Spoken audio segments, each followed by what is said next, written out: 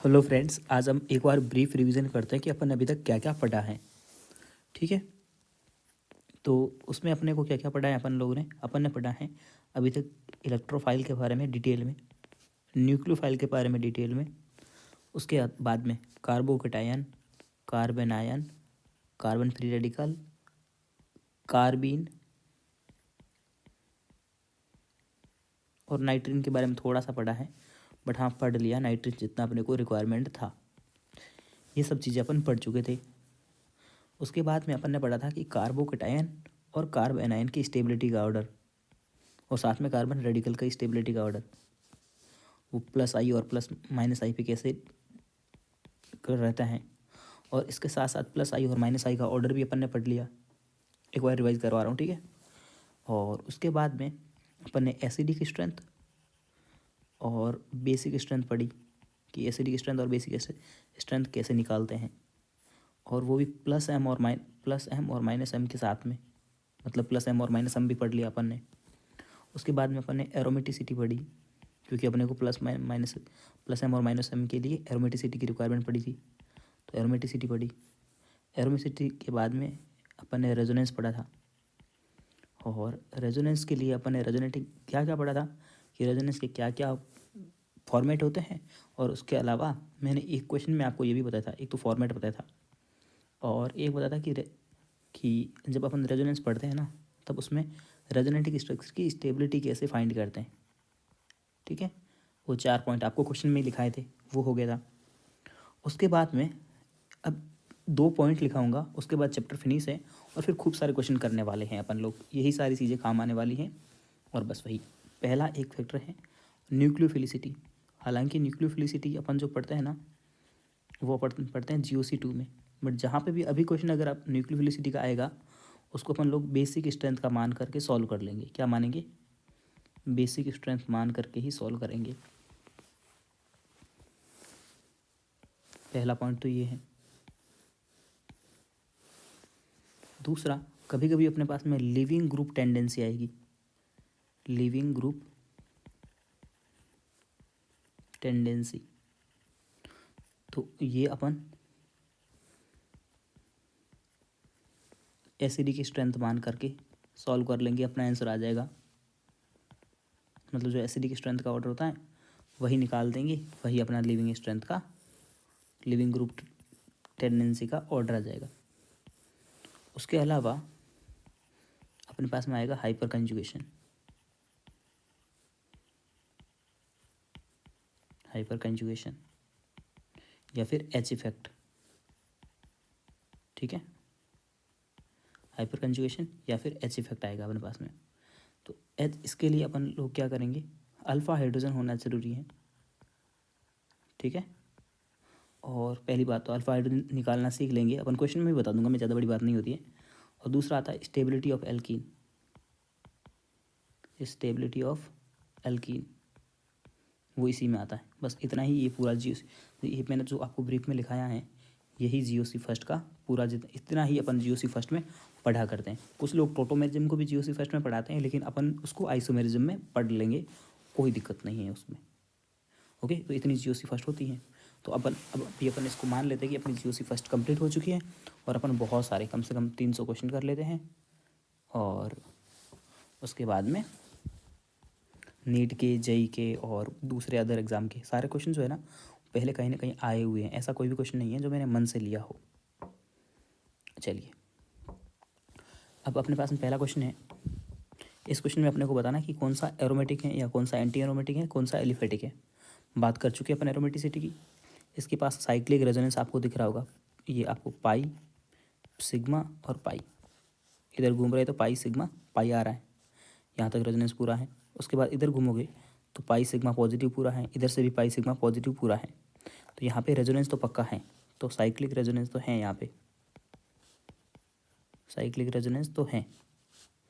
Cyclic resonance के बाद में पाई इलेक्ट्रॉन कितने हैं, पाई इलेक्ट्रॉन अगर आप काउंट करोगे तो वो आ जाएंगे। अब ये तो पॉजिटिव है और 2 बॉन्ड है, तो 2 बॉन्ड में 4 पाई इलेक्ट्रॉन है। और जब 4 पाई इलेक्ट्रॉन होते हैं, याद करो मैंने बोला था 2, 6, 10 और 14 होगा, तब होगा एरोमेटिक। और अगर इसमें से नहीं होगा तो होगा एंटी एरोमेटिक। तो ये कंपाउंड कैसा है, AA, मतलब एंटी एरोमेटिक। ओके, इसको चेक करोगे तो इसमें भी साइक्लिक रेजोनेंस है, पाई सिग्मा पाई और पाई सिग्मा नेगेटिव का है। उसके बाद में इसमें pi electron cyclic resonance CR है। उसके बाद इलेक्ट्रॉन काउंट करोगे पाई इलेक्ट्रॉन, तो वो आएंगे आपके पास में 6। कैसे? इस नेगेटिव चार्ज को भी इलेक्ट्रॉन की तरह काउंट करोगे, और 6 इलेक्ट्रॉन का मतलब होता है कि वो कैसा है, एरोमेटिक है। ओके, ये बेंजीन है, बेंजीन में साइक्लिक रेजोनेंस तो होता ही होता है, इलेक्ट्रॉन इसमें दिख ही रहे होंगे, 3 बॉन्ड मतलब 6 इलेक्ट्रॉन है, तो ये भी कैसा है, एरोमेटिक है। इसमें अगर आप देखोगे तो यहाँ पाई सिग्मा और पॉजिटिव यहाँ तक साइक्लिक रेजोनेंस है, लेकिन यहाँ साइक्लिक रेजोनेंस नहीं है। तो जब साइक्लिक रेजोनेंस ही नहीं होता है तो उसे अपन बोलते हैं एलिफेटिक। क्या बोलते हैं? यहाँ साइक्लिक रेजोनेंस नहीं है, इसका मतलब ये क्या है, ये आपका एलिफेटिक कंपाउंड है, एलिफेटिक कंपाउंड है। ठीक है, इसके बारे में देखना है तो इसमें भी आपको साइक्लिक रेजोनेंस दिख रहा होगा, पाई सिग्मा पाई, फिर पाई सिग्मा पॉजिटिव, इधर से देखोगे तो पाई सिग्मा और पाई, फिर पाई सिग्मा पॉजिटिव, तो आपको साइक्लिक रेजोनेंस तो दिख ही रहा है, रेजोनेंस तो खत्म हो ही नहीं रहा है, कंप्लीट साइक्लिक रेजोनेंस है यहाँ पे, और तो साइक्लिक रेजोनेंस प्रेजेंट है। उसके बाद में इलेक्ट्रॉन काउंट करोगे तो ये पॉजिटिव तो काउंट होगा नहीं इलेक्ट्रॉन में, और ये 3 बॉन्ड यानी कि 6 इलेक्ट्रॉन है, तो इसका मतलब ये कैसा हो जाएगा, ये हो जाएगा आपका एरोमेटिक। ठीक है, उसके बाद में ये तो आपको पता ही है, इसके बारे में अपन ने इसको फ्यूरान बोलते हैं, फ्यूरान, थायोफिन, पायरोल, ये सब मैं आपको बता चुका था पहले ही। और ये हमेशा आप ये होते हैं क्योंकि पाई ये बाहर वाला लॉन पेयर, इसको काउंट नहीं करते अपन, याद करो लोकलाइज डी लोकलाइज पढ़ा था अपन ने, तो ये एरोमेटिक होता है। ठीक है, कैसा होगा ये, एरोमेटिक होगा। क्वेश्चन है अगला, बेसिक स्ट्रेंथ का ऑर्डर बताना अपने को यहाँ पे। तो बेसिक स्ट्रेंथ के ऑर्डर में मैंने आपको बताया था, सबसे पहले एलिफेटिक एमीन, एलिफेटिक एमीन, उसके बाद बताया था मैंने आपको एरोमेटिक एमीन, फिर एलिफेटिक एमाइन,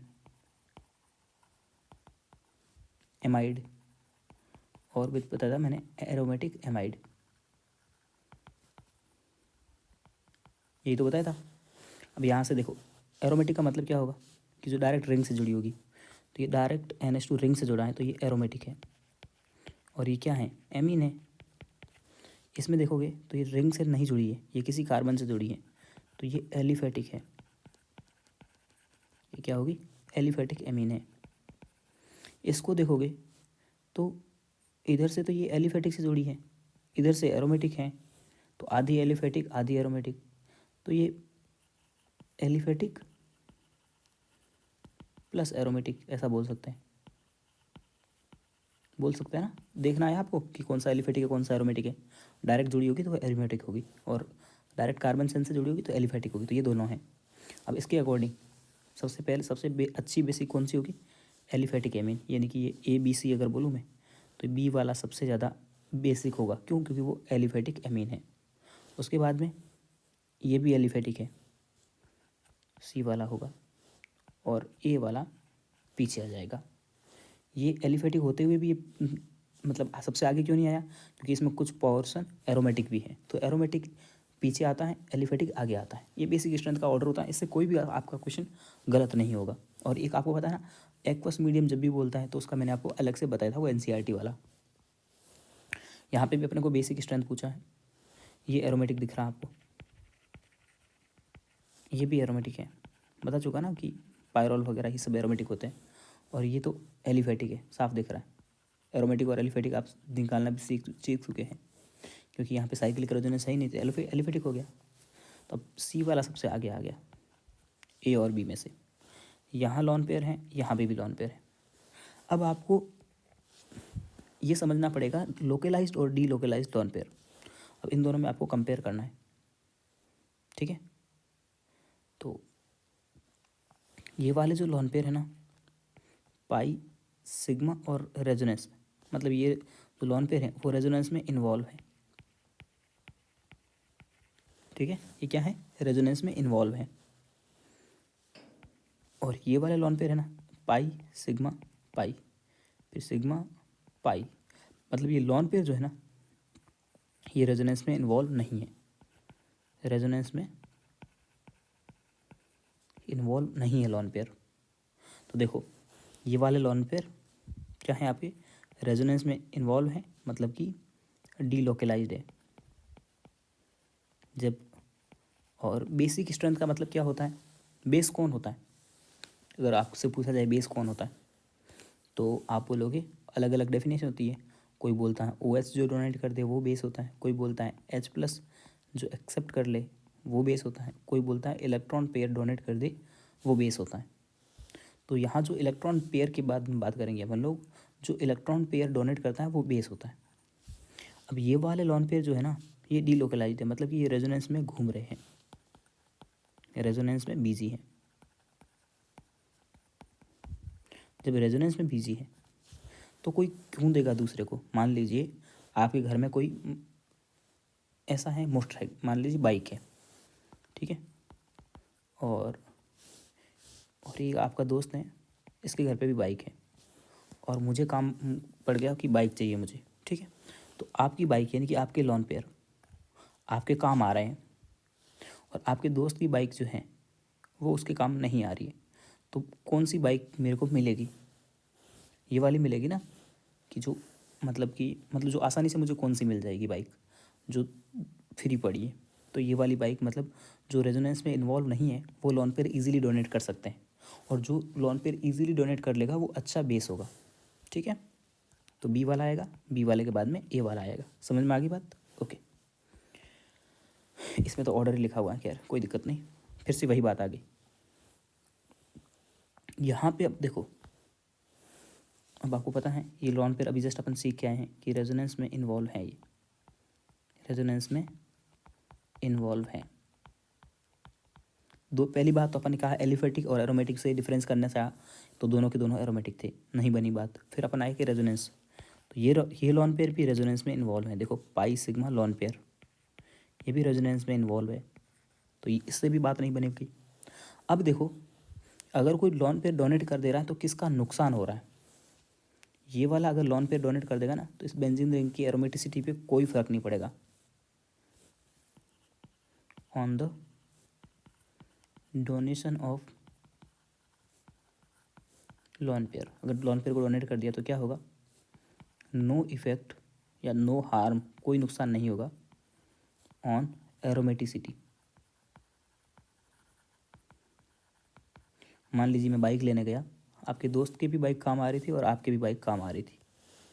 अब दोस्त की काम आ रही थी, दोस्त के लिए घूमने जा रहा था दोस्त, इसीलिए काम आ रही थी, और आपकी बाइक ऐसे काम आ रही थी कि आपके पिताजी मान लीजिए ऑफिस लेके जा रहे थे।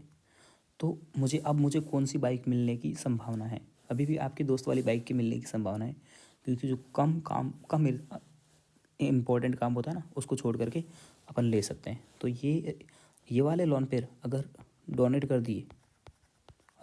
दिए तो देखो, मान लो डोनेट कर दी तो अब यहाँ लोन पेयर रहेंगे ही नहीं, तो लोन पेयर नहीं रहेंगे तो ये एरोमेटिक नहीं बचेगा, तो इसकी एरोमेटिसिटी क्या हो जाएगी,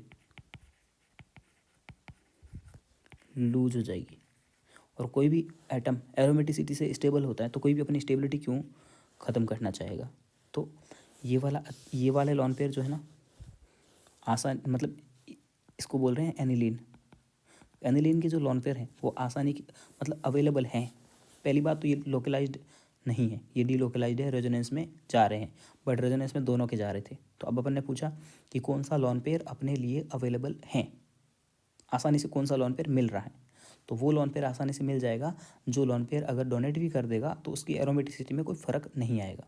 तो अपन ने बोला कि एनिलीन के लॉन पेयर रिंग से बाहर है, वो अगर डोनेट भी करता है तो उसकी रिंग की एरोमेटिसिटी में कोई फ़र्क नहीं पड़ेगा, इसीलिए एनिलीन अच्छे से ईजी से, मतलब ईजी कैसे, इस ये जो आपकी पायरोल रिंग है इसके कंपेयर में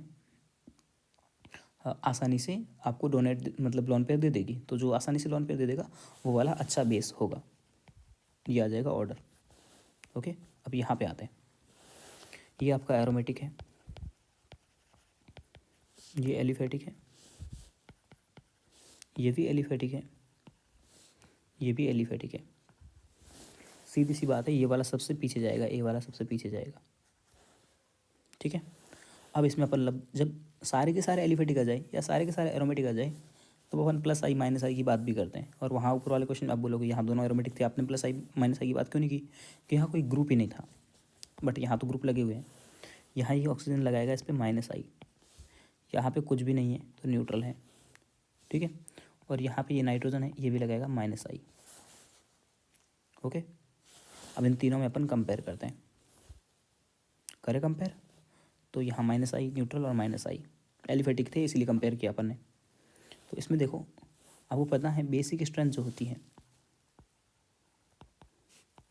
वो +I की डायरेक्टली प्रोपोर्शनल और -I के इन्वर्सली। तो इस वाले में, थर्ड वाले में कोई तरह का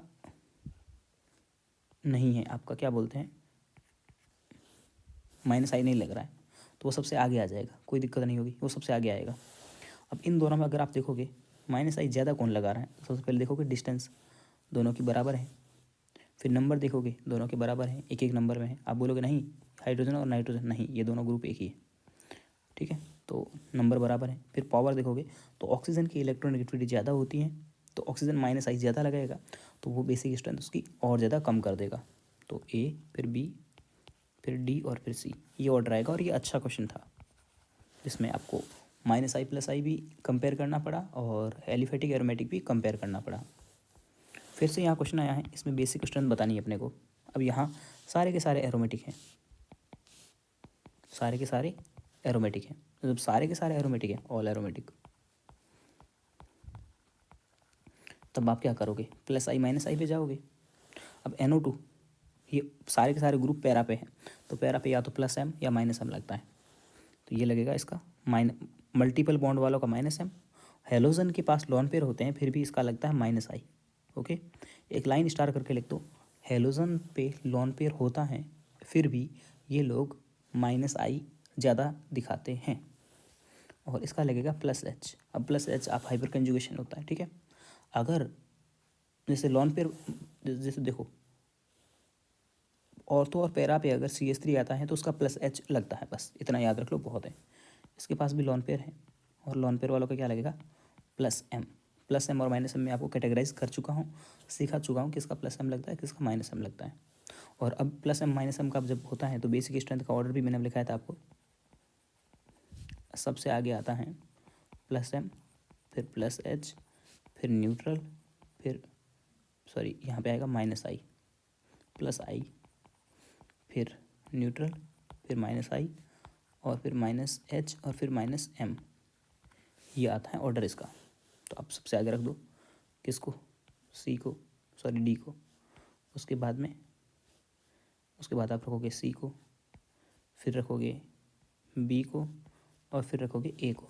ये आपका आ गया बेसिक स्ट्रेंथ का ऑर्डर, ओके। अगला क्वेश्चन, यहाँ पे स्टेबिलिटी बतानी है अपने को, तो यहाँ कौन सा ग्रुप क्या लगा रहा है वो देखना पड़ेगा। जब भी रेजोनेंस होगा तो +M -M +I -I सब चीज़ें लगती हैं, और +M और -M कहाँ लगते हैं, ये लगते हैं ऑर्थो और पैरा पे। यहाँ ये ऑर्थो पे हैं, ओके, इसके पास लॉन पेयर है तो ये क्या लगाएगा, +M, लॉन पेयर वालों का +M। बट यहाँ पे ये क्या लगा रहा है, मेटा पे +M और -M नहीं लगता है, +M -M की बात सिर्फ ऑर्थो पैरा पे बात करते हैं। अब OH का क्या लगेगा, +I या -I, तो ये लगेगा -I।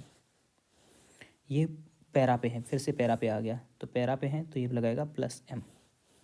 हालांकि इस OH का यहाँ -I भी लग रहा होगा, बट ये डोमिनेंट ज़्यादा है, यहाँ पे भी -I लग रहा होगा, बट ये ज़्यादा डोमिनेंट है।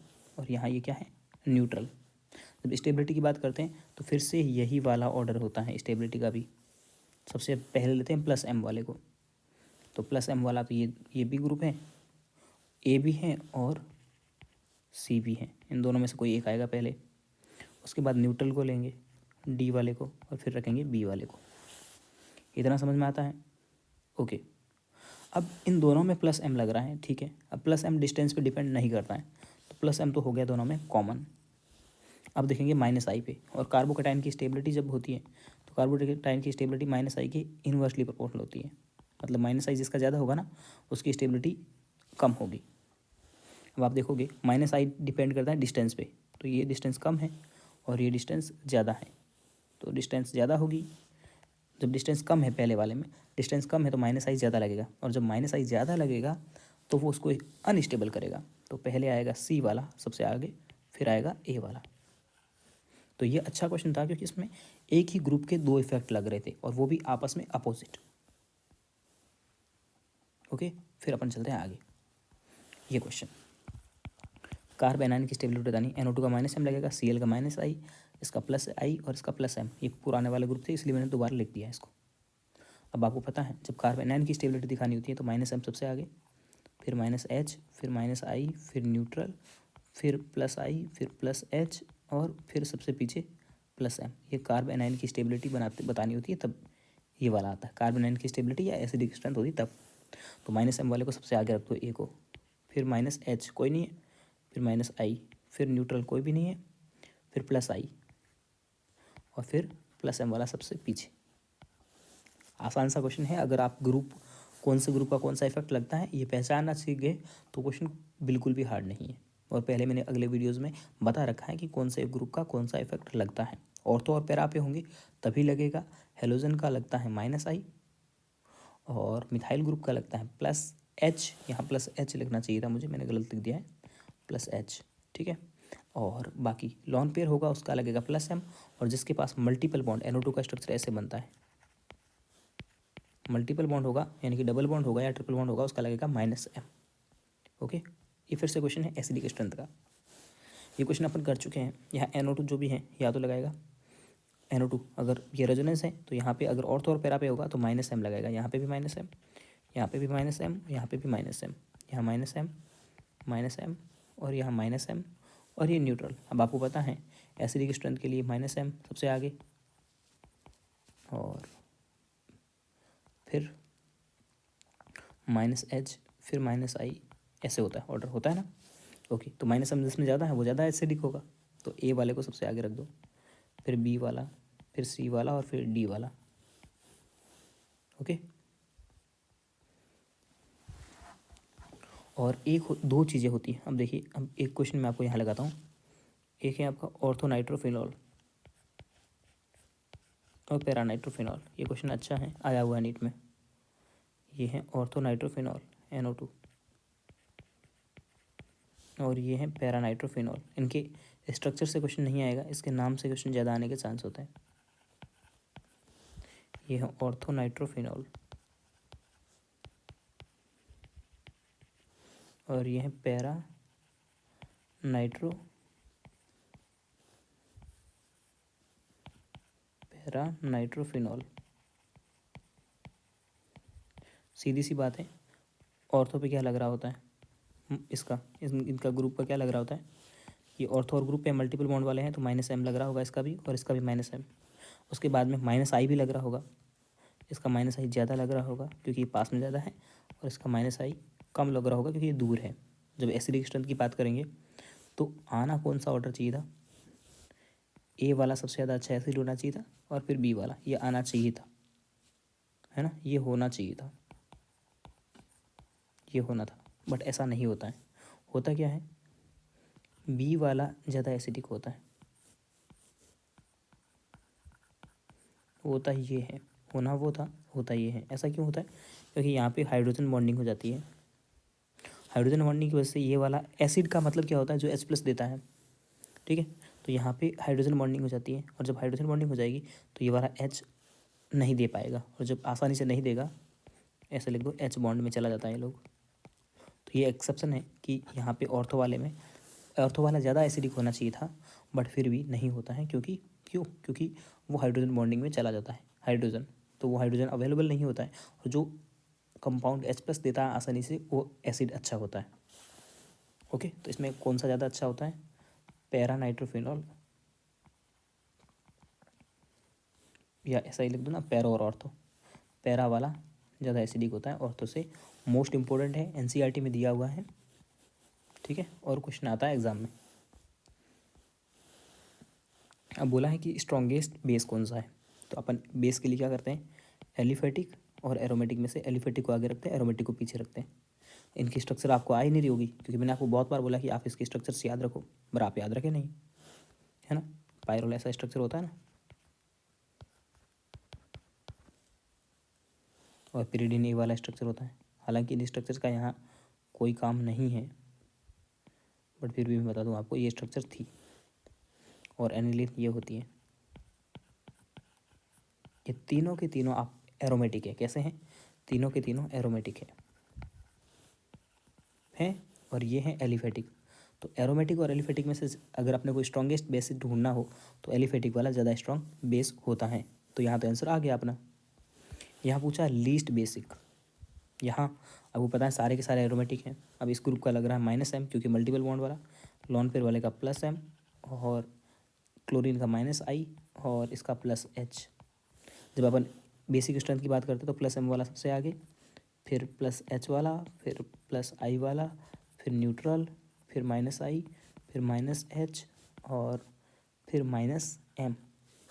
लीस्ट पूछा मतलब सबसे बुरा, तो मतलब -m किसका लग रहा होगा। तो पहला आंसर चला जाएगा इसका आंसर। ओके, अगला इसका स्टेबिलिटी का ऑर्डर पूछा हुआ क्वेश्चन में, ठीक है, कार्बोकेटाइन की। तो इस ग्रुप का क्या लग रहा होगा, +m। इसका क्या लग रहा होगा लॉन पेयर वाले का, +m। इसका क्या लग रहा होगा लॉन पेयर वाले का, +m। इसका लॉन पेयर वाले का क्या लग रहा होगा, बिल्कुल +m नहीं लगेगा, ये हेलोजन है, इसका लगेगा -I। अब कार्बोकेटाइन की स्टेबिलिटी जब पढ़ते हैं तो ये ऑर्डर होता है +m सबसे आगे, फिर +H, फिर +I, फिर न्यूट्रल, फिर -I, फिर -H, फिर -m। तो यहाँ तो सिर्फ और सिर्फ +m के ग्रुप हैं और -I वाला है। तो -I वाला सबसे पीछे चला जाएगा, फोर्थ सबसे पीछे रहेगा, मतलब ये ऑप्शन नहीं हो सकता।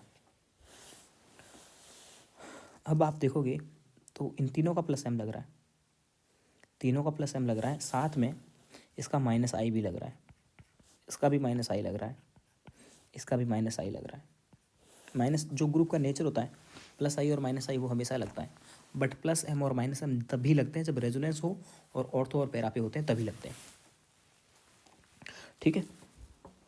अब यहाँ देखो, अब +m तो सब में कॉमन हो गया, अब -I से होगा ये क्वेश्चन। तो अब देखेंगे डिस्टेंस सब में बराबर है क्योंकि सब इसके पैरा पोजिशन पे लगे हुए हैं।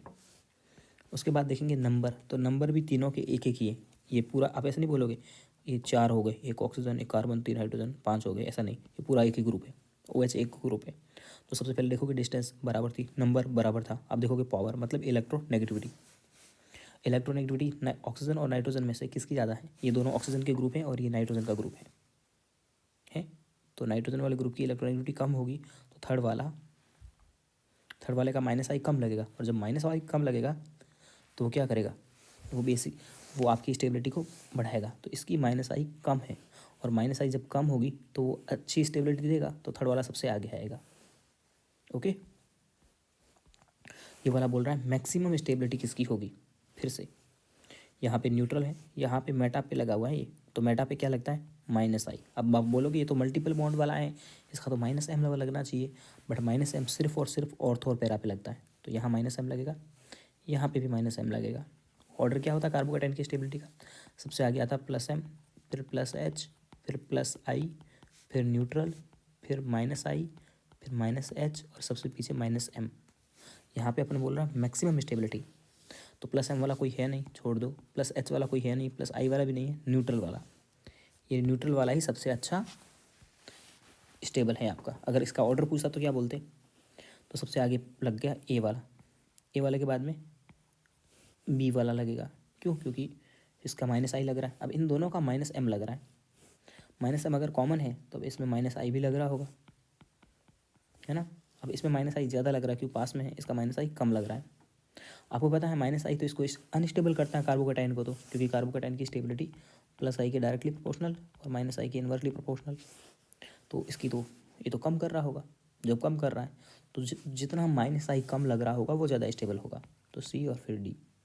ऐसा ऑर्डर भी पूछ सकता है, और अब एक इसमें से सबसे आगे सबसे पूछेगा कि कौन सा मैक्सिमम है, तो सबसे जो आगे होगा वही तो मैक्सिमम होगा। फिर से ये आ गया कि कार्बोनाइन की स्टेबिलिटी बतानी है अपने को, सी नेगेटिव, यहाँ पे सबके ऊपर में ये नेगेटिव चार्ज है। अब यहाँ NO2 इसके पैरा पे है तो यहाँ -m लगाएगा, यहाँ पे OCH3 है ये +m लगाएगा, और ये न्यूट्रल है कुछ भी नहीं इसमें, और ये +H लगाएगा। अब आप फिर से वही देख लो, कार्बोनाइन की स्टेबिलिटी सबसे आगे आता है -m, फिर -H, फिर -I, फिर न्यूट्रल, फिर +I, फिर +H और सबसे पीछे +m। ये कार्बोनाइन की स्टेबिलिटी होती है। तो सबसे आगे -m वाले को रखो, सेकंड में -m लग रहा है और सेकंड वाले को सबसे आगे रखो, रख दिया। और फर्स्ट वाले को सबसे पीछे रखो क्योंकि प्लस एम लग रहा है उसका, तो रख दिया। यही आंसर आ रहा है। अगला question, most stable carb A9 की बात कर रही, कार्ब एनाइन की बात है। अब तो NO2 ऑर्थो पे है, माइनस एम लगेगा, क्यों? मल्टीपल बॉन्ड है। यहाँ पे भी माइनस एम, यहाँ पे भी माइनस एम, और यहाँ पे भी माइनस एम। अरे बाप रे, सबका माइनस एम लग रहा है, तो माइनस एम से बात बनने वाली है नहीं। माइनस एम के साथ साथ में यहाँ पे माइनस आई की भी बात होगी, तो माइनस एम तो सब में कॉमन हो गया, तो यहाँ मैं लिख देता हूँ माइनस एम कॉमन है, कॉमन है सब में वो, तो उससे तो आंसर आना ही नहीं है। अब इसका माइनस आई लग रहा है, इसका भी माइनस आई लग रहा है, इसका भी माइनस आई लग रहा है, इसका भी माइनस आई लग रहा है। माइनस आई आपको पता है डिस्टेंस, नंबर और पावर पे डिपेंड करता है, तो इसकी डिस्टेंस कम है इन दोनों की डिस्टेंस, तो इनका माइनस आई ज़्यादा लग रहा होगा, इन दोनों का माइनस आई लग रहा है ज़्यादा, तो ए और बी तो आगे आएंगे। ए और बी सबसे ज़्यादा स्टेबल होंगे और सी और डी कम स्टेबल होंगे, मतलब 2 और 3, 3 4 जो है ना, 2 और 4, सॉरी ए बी नहीं, ए और सी, मतलब कि ऑप्शन के अकॉर्डिंग अगर बात करूँ तो या तो पहला या तीसरा, ये सबसे आगे आएंगे। क्यों? क्योंकि इनमें माइनस आई ज़्यादा लग रहा है और इनका माइनस आई कम लग रहा है। 1 और 3 आगे आएंगे। अब 1 और 3 में से ही ज़्यादा, अब देखो डिस्टेंस बराबर हो गई, बाद में नंबर भी बराबर हो गया, एक एक ग्रुप है। अब देखोगे पावर, पावर किसकी ज़्यादा होती है, तो पावर आपको पता ही है, NO2 का माइनस आई, माइनस एम का ऑर्डर अगर आपने, अरे यार पेंसिल रिचार्ज हो चुकी है अभी, ठीक है, तो पेंसिल थोड़ी सी चार्ज हो जाए तब तक अपने बात करते रहते हैं कुछ ना कुछ, कि NO2 का अगर आपने माइनस एम का ऑर्डर पढ़ा है, तो वहाँ पे NO2 और CN का माइनस एम का जब ऑर्डर, माइनस आई का ऑर्डर जब पढ़ते थे तो NO2 सबसे आगे रहता था उसमें, तो NO2 आगे रहता था, तो यहाँ पे ए वाला सबसे बेस्ट होगा, फिर सी वाला, फिर रहेगा बी वाला, और फिर रहेगा डी वाला, ये ऑर्डर होगा। और अब जब मोस्ट स्टेबल पूछेगा तो इसमें सबसे आगे जो है ए वाला। ओके, पढ़ते हैं और आगे। अब अगला पूछ रहा है स्टेबिलिटी ऑफ कार्बोकेटायन। यहाँ पे फ्लोरीन और क्लोरीन लगे हुए हैं, फ्लोरीन और क्लोरीन हेलोजन है, हेलोजन लोन पेयर वाले होते हैं, उनका प्लस एम लगना चाहिए, बट माइनस आई लगता है, मैंने आपको बता दिया है, दोनों का माइनस आई लग रहा है। और ये थर्ड वाला है न्यूट्रल। आपको पता है माइनस आई इसको अनस्टेबल करेगा, जब माइनस आई अनस्टेबल ही कर रहा है तो फर्स्ट और सेकंड कम बेसिक, मतलब कम स्टेबल होंगे, क्योंकि वो माइनस आई लग रहा दोनों में। थर्ड वाला यानी कि सी वाला सबसे स्ट्रांग होगा या सबसे स्टेबल ज़्यादा होगा। अब 1 और 2 में से स्टेबल ज़्यादा कौन सा होगा? पहले देखेंगे डिस्टेंस बराबर है, नंबर बराबर है, फिर देखेंगे पावर, है ना। जब अपन पावर देखने जाएंगे तो पावर मतलब इलेक्ट्रोनेगेटिविटी, फ्लोरीन ज़्यादा इलेक्ट्रोनेगेटिव है, उसका माइनस आई ज़्यादा लगेगा, और ज़्यादा माइनस आई लगेगा तो कार्बोकेटाइन को ज़्यादा अनस्टेबल करेगा।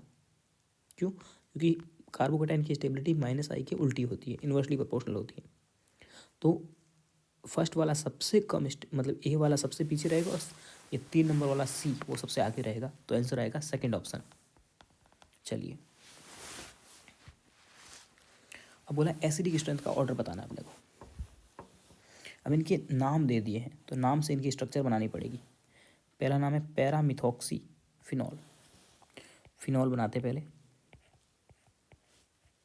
ये फिनॉल बना दिया, थोड़ा सा ऊपर बना दे फिनॉल को ताकि दुनिया को दिक्कत ना हो। फिनॉल बनाया और इसके पैरा पे मिथॉक्सी, मिथॉक्सी मतलब OCH3। Okay, methoxy para methyl, अगले में क्या लगाना? मिथाइल ग्रुप लगाना है, ये पैरा मिथाइल। अगला है पैरा नाइट्रोफिनॉल, बहुत आसान क्वेश्चन है, बस नाम दिए थे ना इसीलिए लोग कंफ्यूज होकर छोड़ देते हैं। Para nitrophenol. अब अपन इसके में जाएंगे तो इसमें OCH3 लॉन पेयर वाला है, इसका प्लस एम लग रहा है, इसका प्लस H लग रहा है, और इसका माइनस एम लग रहा है। एसिडिक स्ट्रेंथ में क्या होता है, माइनस एम को सबसे आगे रखते हैं, और फिर माइनस आई को, फिर वो डॉट डॉट डॉट करते करते फिर प्लस H और फिर प्लस आई, प्लस एम सबसे पीछे। तो अपने को इंक्रीजिंग बतानी है, मतलब माइनस एम वाले को सबसे आगे रखना है, तो पैरा नाइट्रोफिनॉल का सबसे ज़्यादा होगा, सबसे कम किसका होगा? मिथॉक्सीफिनॉल का, है ना। ऑर्डर तो यही आएगा। ओके, फिर से 89 में अपने को बताना pKa वैल्यू, pKa मतलब का होता है एसिडिक स्ट्रेंथ का उल्टा। आपको शुरुआत में मैंने लिखा रखा है के वैल्यू, पी के वैल्यू, ये सब। पी के मतलब एसिडिक स्ट्रेंथ का उल्टा। पहले एसिडिक स्ट्रेंथ निकाल दो, फिर उसका उल्टा कर लेंगे। ये वापस वही आ गए ऑर्थोनाइट्रोफिनॉल और पैरानाइट्रोफिनॉल। ये आपको पता है यहाँ लगेगा -I, यहाँ -M और -M। बट ये ऑर्थोनाइट्रोफिनॉल है और ऑर्थोनाइट्रोफिनॉल, और ये पैरानाइट्रोफिनॉल। तो ऑर्थोनाइट्रोफिनॉल और पैरानाइट्रोफिनॉल में ऑर्थो वाला ज़्यादा एसिडिक होना चाहिए था, बट पैरा वाला ज़्यादा होता है। पैरा वाला सबसे ज़्यादा, फिर ऑर्थो वाला हो गया, उसके बाद में ये आ जाएगा मेटा वाला। ये आ गया इनका एसिडिक स्ट्रेंथ, आ गया एसिडिक स्ट्रेंथ। और एसिडिक स्ट्रेंथ यानी कि के ए वैल्यू। और अब अपने को पी के ए वैल्यू चाहिए, तो पी के ए वैल्यू के लिए इसका उल्टा कर देंगे। पैरा वाला सबसे कम, फिर ऑर्थो वाला, और फिर मेटा वाला सबसे ज़्यादा। मेटा वाला मतलब फर्स्ट वाला, फर्स्ट वाला सबसे ज़्यादा, फिर ऑर्थो वाला मतलब सेकंड वाला, फिर थर्ड वाला। ये ऑर्डर आ जाएगा। मतलब कि एसिडिक स्ट्रेंथ निकाल दी थी। अरे यार कहाँ चले गए?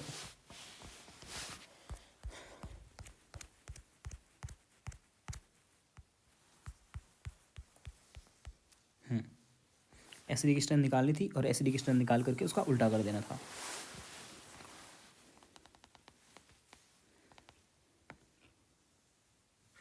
ये बोल रहा है बेंजोइक एसिड बनाओ आप।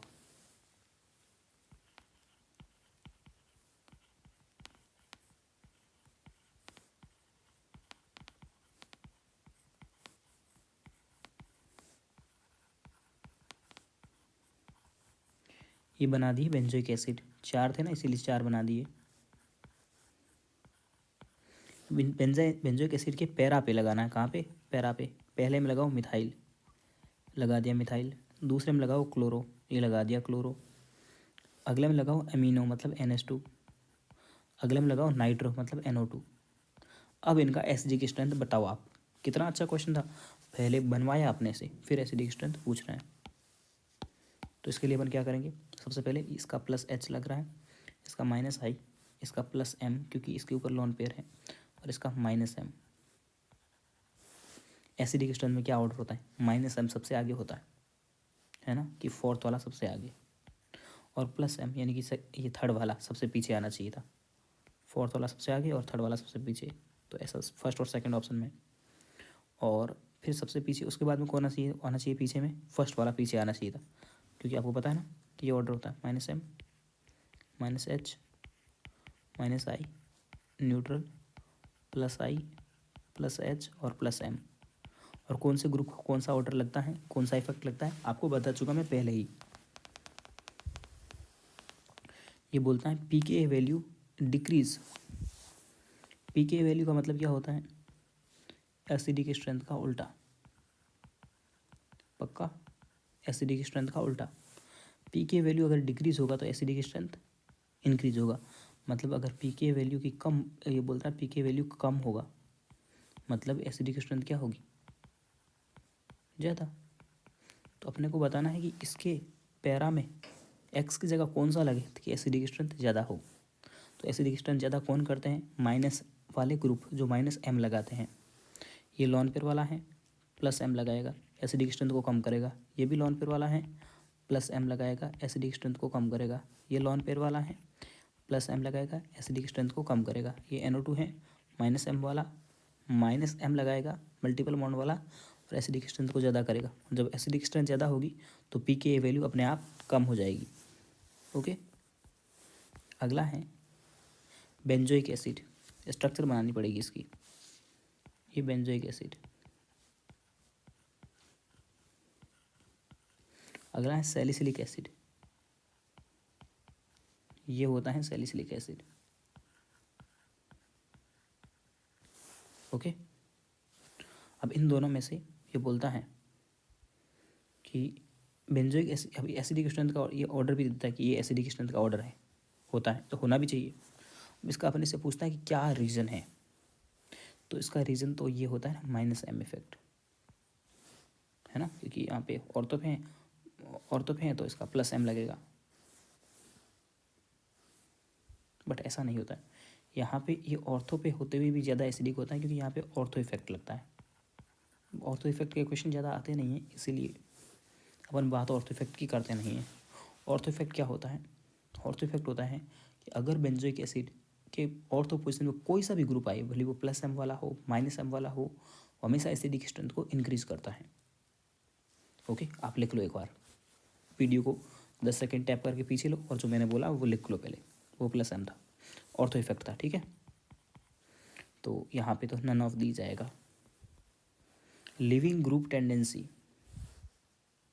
लिविंग ग्रुप टेंडेंसी के बारे में मैंने आज शुरुआत में बताया था, कार्ब एनायन की स्टेबिलिटी या फिर एसिडिक स्ट्रेंथ का ऑर्डर निकाल दो।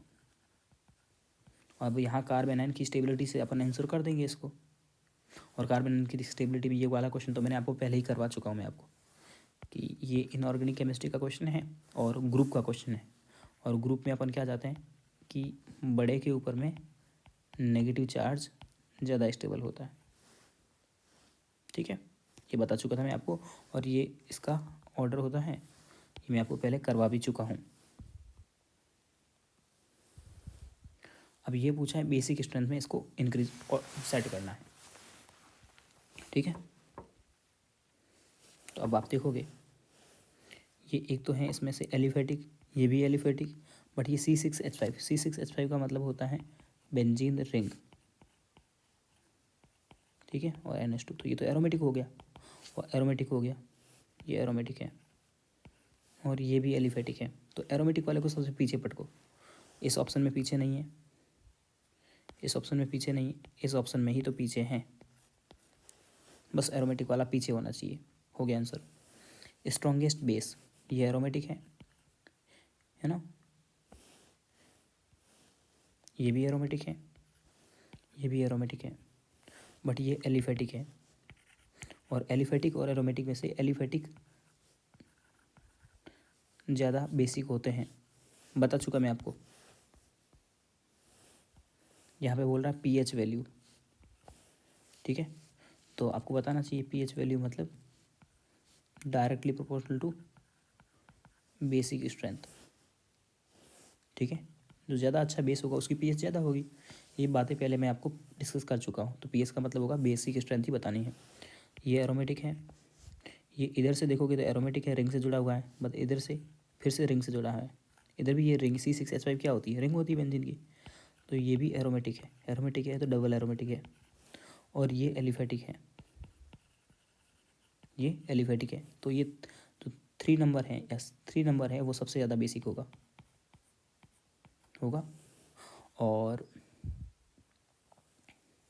उसके बाद में फर्स्ट वाला होगा और उसके बाद सेकंड वाला होगा, क्यों, क्योंकि ये एलिफेटिक है और ये दोनों एरोमेटिक है। इसमें से भी जो कम एरोमेटिक है वो अच्छा बेसिक होगा, ओके। यहाँ फिर से बेसिक स्ट्रेंथ का ऑर्डर पूछा आपने से, ये प्योर एरोमेटिक है, ये इधर से एरोमेटिक है, मतलब इसकी वजह से एलिफेटिक बन रहा है, तो एरोमेटिक एंड एलिफेटिक है। और इसको देखोगे तो इसमें 2 एलिफेटिक ग्रुप लगे हुए हैं ना, तो इधर से एरोमेटिक है, फिर एलिफेटिक है और एलिफेटिक है, हुआ कि नहीं हुआ। तो एरोमेटिक, तो जो अब देखो एरोमेटिक सब आप इसमें से देखो, अब आपको पता ही होगा, पता चल ही गया होगा, जो ज़्यादा एलिफेटिक होगा वो ज़्यादा बेसिक होगा, थर्ड वाला, फिर सेकंड वाला, फिर फर्स्ट वाला, थर्ड सेकंड एंड फर्स्ट, है ना। ओके, आगे इन बात समझ में। बेसिक स्ट्रेंथ तो आपकी इसी से निकल जा रही है, पायरोल, पिरिमिडीन, मिथाइल और इथाइल। देखो सीधी सी बात है, ये आपको बता दूं मैं आपको पहले कि ये दोनों पायरोल और पिरिमिडीन ये एरोमेटिक होंगे, तो इसमें पायरोल को आगे रख रहा है तो ये एरोमेटिक, और ये दोनों आपको एलिफेटिक लग ही रहे हैं साथ साथ में, एलिफेटिक है ना, लग रहा है ना एलिफेटिक, ओके। तो ये वाले ऑप्शन नहीं हो सकते क्योंकि एरोमेटिक को पीछे रखो, ये दोनों एरोमेटिक को पीछे रखा है, ठीक है। पायरोल क्या होती है, पायरोल ये वाली रिंग होती है, मैंने आपको शुरू से ही बोल रहा हूँ पायरोल के स्ट्रक्चर याद कर लो। और पिरिमिडिन क्या होती है, ये वाली रिंग होती है। और ये क्वेश्चन अपन पहले भी डिस्कस कर चुके हैं कि ये इन दोनों में से ये ज़्यादा बेसिक होती है पिरिमिडिन। क्यों पिरिमिडिन क्यों बेसिक होती है, क्योंकि इसके लॉन पेयर अवेलेबल है, इसके और पायरोल के लॉन पेयर अवेलेबल नहीं है। तो ऑर्डर आएगा ये वाला। ओके, चलिए ये 2 क्वेश्चन आप कीजिए, कल मैं आपको करवाता हूँ, या ये दोनों क्वेश्चन करवा लेता हूँ ताकि आपके 100 क्वेश्चन पूरे हो जाए। डिक्रीज बेसिक स्ट्रेंथ का ऑर्डर बताना है इसमें भी। इसमें देखो एक बेंजीन रिंग है और NH2 है, इसमें 2 बेंजीन रिंग है, मतलब कि इसकी स्ट्रक्चर में बनाओगे ना तो एक बेंजीन रिंग है मतलब एरोमेटिक है। इसमें 2 रिंग है मतलब 2 बार एरोमेटिक है। इसमें 3 रिंग है मतलब 3 बार एरोमेटिक है। इसमें C6H12 मतलब कि पहले एक बेंजीन रिंग है और फिर डायरेक्ट C6H11 मतलब ये तो हाइड्रोकार्बन है, सीधा सिंपल सा एलिफेटिक है ये।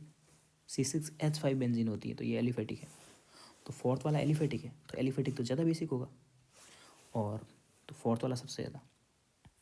उसके बाद देखो जो कम एरोमेटिक होगा, है ना, ये 1 बार एरोमेटिक है, ये 2 बार एरोमेटिक है, ये 3 बार एरोमेटिक है। तो पहले जो जितना कम, थर्ड वाले को देखो ना, वो 3 बार एरोमेटिक है मतलब बहुत ज़्यादा एरोमेटिक है, और जो बहुत ज़्यादा एरोमेटिक होगा वो बहुत कम बेसिक होगा। आगे की बात समझ में आपको? ओके, आगे बढ़ते हैं। अब आपको पता है ये वाला जो लॉन पेयर है, पाई सिग्मा लॉन पेयर, यहाँ रेजोनेंस में इन्वॉल्व है। और जब रेजोनेंस में इन्वॉल्व होते हैं लॉन पेयर, रेजोनेंस में इन्वॉल्व होते हैं लॉन पेयर, हालांकि पायरोल के हाइब्रिडाइजेशन की बातें मैं पहले कर चुका हूँ आपसे। तो ये जो पायरोल दी हुई है रिंग आपको, इसके लॉन पेयर रेजोनेंस में इन्वॉल्व है। जब रेजोनेंस में इन्वॉल्व होंगे तो इसको हाइब्रिडाइजेशन में काउंट नहीं करेंगे। तो यहाँ पे 3 सिग्मा बनेंगे, 1 2 3, लॉन पेयर को नहीं काउंट करेंगे। तो इसका जो नाइट्रोजन होगा वो हाइब्रिडाइजेशन में क्या होगा, sp2 होगा। ओके, और ये कार्बन, इस कार्बन को भी देखोगे तो ये पाई बॉन्ड, ये सिग्मा, और यहाँ एक हाइड्रोजन होगा, तो इसने भी 3 ही बॉन्ड बना रखे हैं, तो ये भी sp2 ही होगा। ओके, पहले भी बात कर चुके थे अपन लोग। ओके, तो बाकी नेक्स्ट क्वेश्चन अपन कल करेंगे, और यहाँ तक आज सारे क्वेश्चन आप कर लीजिए। GOC फर्स्ट अपना कंप्लीट है। जितने भी क्वेश्चन आपको मिलते हैं आप करते रहिए, और मैं आपको 2 वीडियो और दूंगा जिसमें मैं बहुत सारे अभी जो क्वेश्चन करवा रहा हूँ ना, क्वेश्चन ही कंटिन्यू रहेंगे अपने 2 वीडियोज़ में।